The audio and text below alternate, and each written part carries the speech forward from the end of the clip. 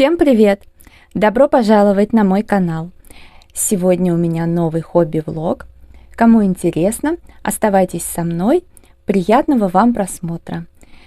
Сегодня я решила пораскрашивать вне плана в серии волшебных раскрасок «Большой город». Ну, точнее, только конкретно в этой, потому что вторая будет, естественно, чуть-чуть посерьезнее. Там буду либо карандашами, либо акварелью. Но начну я именно с этой. Тоже хочу их продвигать, тем более я же когда-то мечтала раскрашивать здесь маркерами. А именно эта раскраска, она у меня маркерная. Из двух я сделала одну. Ну вот. И выбрала я вот этот разворот, давно на него смотрела, уже подготовила некоторые маркеры. Ну, вы знаете, здесь у меня их много, просто выбрала пока несколько цветов. Красный взяла от Информат. Хороший маркер, очень мне нравится. Когда-то покупала на Валберес. Ну и, соответственно, сейчас что-нибудь подложу и буду раскрашивать. Ну, я думаю, что либо за пару часов, либо за несколько дней, как будет настроение, я осилю этот разворот.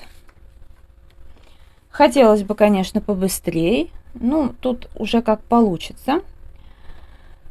В общем, не переключайтесь, оставайтесь со мной. Начну с красного. По традиции это нелюбимый цвет, но при этом, как ни странно, любимый маркер. И он еще так довольно приятно пахнет. Да и, по правде сказать, цвет хороший. Просто у меня вечно, когда я там что-нибудь раньше надевала красное, у меня вечно какие-нибудь неприятности случались. Вот. Поэтому я как-то стараюсь избегать красный цвет, а так, конечно, бывают оттенки очень хорошие.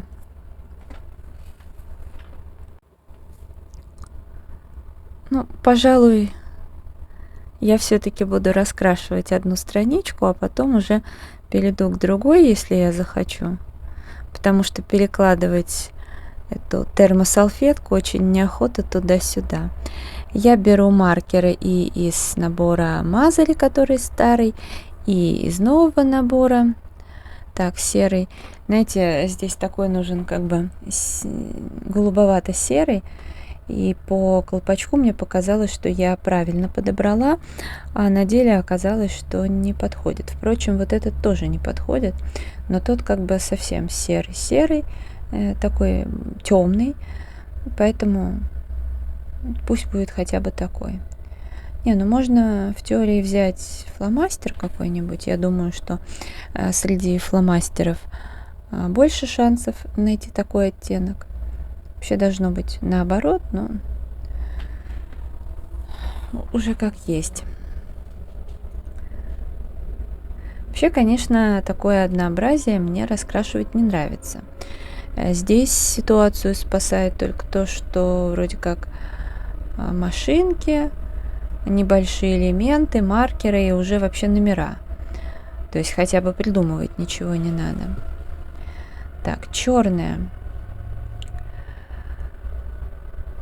Я вообще раскрашу сейчас крупные элементы, а маленькие элементы типа колесиков, возможно, я потом возьму другой маркер из другого набора и даже не Мазари, потому что я, насколько помню, он стал подсыхать, а вот на колеса можно до конца доиспользовать, потому что я абсолютно точно его не выбросила и не доиспользовала до конца, но он как бы, поскольку начал подводить, то и я не бралась за большие пространства. Вот. Ну, а этот серый цвет хорошо подходит. Но мне все равно нравится вот здесь маркерами красить, потому что они бумагу не скатывают. Здесь не очень хороший вариант. Поэтому маркеры еще и в этом плане хороши.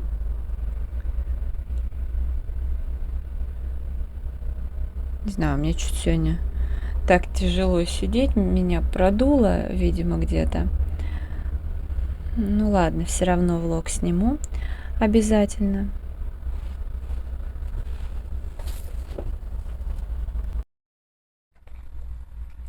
засмотрелась видео, ну и, соответственно, за просмотром столько раскрасила.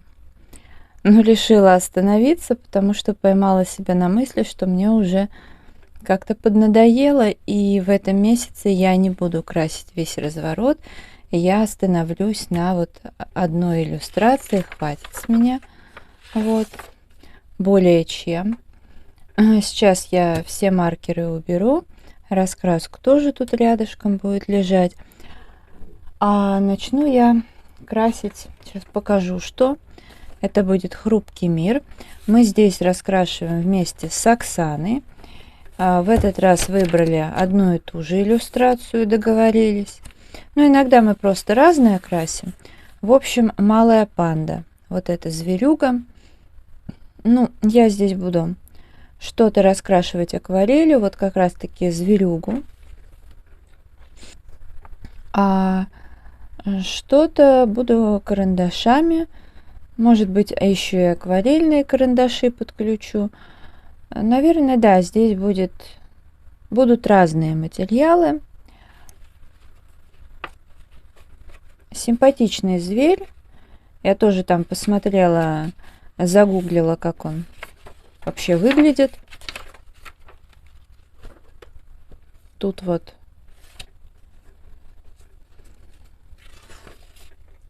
малая панда, вымирающий вид. Малые панды обитают в лесистых высокогорьях Непала, Мьянмы и Центрального Китая. Эти животные держатся поодиночке и проводят большую часть времени на деревьях. Благополучию вида угрожает обезлесение в результате лесозаготовок и расширения сельскохозяйственных угодий. На малых панд охотятся из-за меха, а порой они погибают в ловушках, расставленных на других зверей. Вот. Печально. Печально. Ну, здесь тоже не будем отступать от традиций. И я начну с Мэджика, раз можно с него начать. Здесь не супер большие пространства, и его можно применить. То есть обычно, когда очень большие пространства предполагаются, я там иногда задействую акварель. Благо уже научилась как бы заменять Magic, но здесь я все-таки хочу пораскрашивать им. Я уже рассказывала, что с одной стороны сочетать карандаши и акварель не всегда хорошо, лист просто ведет гораздо больше, даже если вы немного льете воды, но получается как эффект трикотажной вещи, которая повисела на вешалке, не подходящий для этого, и получаются такие вытянутые моменты. Вот здесь с бумагой происходит такая же ситуация, там, где карандаш все гладко, и, допустим, акварель, она как вытягивает бумагу, не просто ее ведет. Вот. А что касается спины, наверное, завтра я буду снимать влоги, но снимать влоги лежа в кровати. Я стараюсь всегда как-то, когда вот провожу такой день в кровати, я думаю, надо каждый месяц хотя бы один денек себе такой позволять. Но в итоге позволяешь раз там в несколько месяцев. Это неправильно. По идее, умные люди позволяют это себе раз в неделю. Потому что получается такая перезагрузка, которая требуется, потому что даже вот если я живу вполне с комфортом для себя, и даже работа у меня, по сути, на дому, как у блогера, как у преподавателя, но я много гуляю, это тоже в свое удовольствие. Но есть же и домашние какие-то дела, в любом случае они неизбежны, даже если ты живешь одна. Ну, тем более я не одна живу, а с собакой, поэтому забот хватает, и иногда, правда, нужна перезагрузка, когда ты лежишь, расслабляешься, что-то смотришь, читаешь. Пока еще непосредственно до зверюги я так и не дошла, но зато сделала небо. Ну, мне кажется, по крайней мере, в моем случае так проще, чтобы уже потом ни на что не отвлекаться и красить зверюгу, чтобы хотя бы нигде не напутать. Поэтому решила сделать небо. Вот тут вот контур я пока не знаю, буду обводить или нет, и чем конкретно. Ну вот сейчас будет следующий этап, это именно зверь. Еще нужно будет здесь тонким уже мэджиком, который двухцветный берлинга, вот по краям все доработать, потому что, ну, толстым карандашом не совсем это удобно делать. На небе, для раскрашивания неба я использовала вот эти карандаши, тоже Монделузы, 15. Потом, какой же тут, 57, 34 и 180. Они так хорошо тут сочетались. Да, здесь определенно, я думаю, что нужно сделать какой-то контур. Ну, в общем, в конце я это сделаю.